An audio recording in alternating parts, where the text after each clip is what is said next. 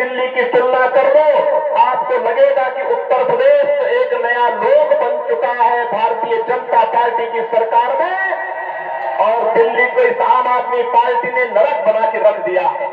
न यहाँ सफाई होती है, न जनता को बुनियादी सुविधाएं मिलती हैं, न यहाँ पर इस सरकार के द्वारा कोई विकास का एजेंडा है।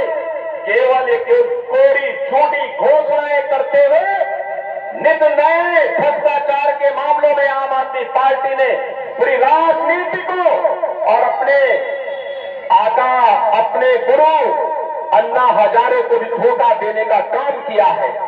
ये वही लोग हैं जब दिल्ली मेरठ 12 लेन के एक्सप्रेस वे के निर्माण का कार्य हुआ था, दिल्ली की आम आदमी सरकार ने कहा कि हम कोई सहयोग नहीं करेंगे, यानी इंफ्रास्ट्रक्चर के लिए उन्होंने मना किया।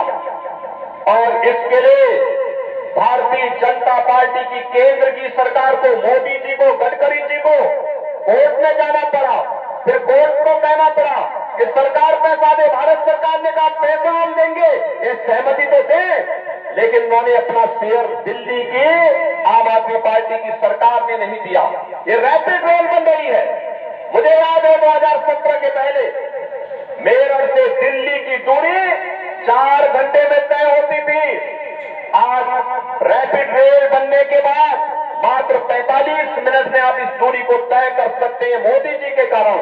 लेकिन रैपिड रेल के लिए भी आम आदमी पार्टी की दिल्ली की सरकार ने रोड़े अटकाए थे।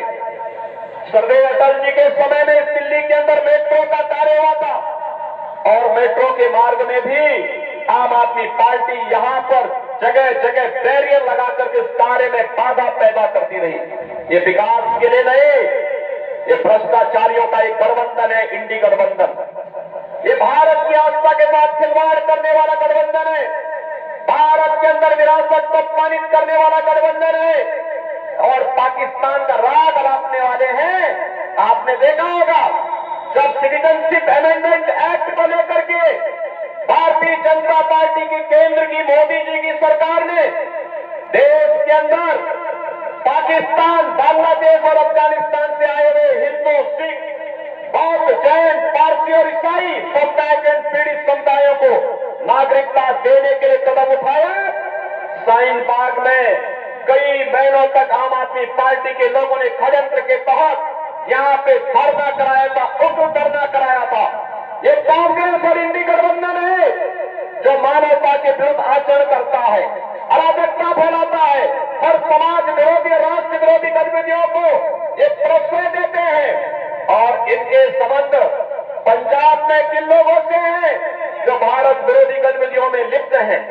साइन बाग की घटना और साइन बाग की घटना के बाद जिस प्रकार से दिल्ली को दंगों की आग में झोंकने का काम इन्होंने किया था, ये किसी से छुपा हुआ नहीं है। और इसीलिए वो बहनों और भाइयों, इंडी गठबंधन इस समय घबराया हुआ है तो यूपी के बुलडोजर से घबराया हुआ है। इनको मालूम है, इनको मालूम है कि इन दंगाइयों का उपचार उत्तर प्रदेश के पास है, और उत्तर प्रदेश का बुलडोजर जब इन माफिया और दंगाइयों के ऊपर चढ़ता, इनकी छाती को रौंदते हुए आगे बढ़ता है, तो बहनों और भाइयों, उत्तर प्रदेश में 7 वर्ष से कोई दंगा नहीं हुआ। जब राम जन्मभूमि का फैसला आ रहा था तब भी ये कहते थे कि राम जन्मभूमि का फैसला आ गया तो दंगा हो जाएगा, खून की नदियां बह जाएंगी। मैंने कहा देखो, ये नए भारत का नया यूपी है, अब दंगा नहीं होगा, एक पत्ता भी नहीं मिलेगा। आज आप देखते होंगे यूपी के अंदर, अरे दंगे की बात तो दो, अब सड़क पे नमाज भी नहीं पढ़ी जाती है। अब तो यूपी के अंदर मस्जिदों के माइक भी उतर चुके हैं। लोग भूल गए हैं कि कभी चिल्लाड़ से किसी को परेशानी भी होती थी। और इसीलिए मैं आपसे कहने के लिए आया हूं, जो लोग देश के खिलाफ साजिश रच रहे हैं, जो लोग आपकी आस्था के साथ खिलवाड़ कर रहे हैं, जिन लोगों ने अयोध्या में राम मंदिर के मार्ग में बाधाएं खड़ी की हैं, उन लोगों को ताकत नहीं देनी है।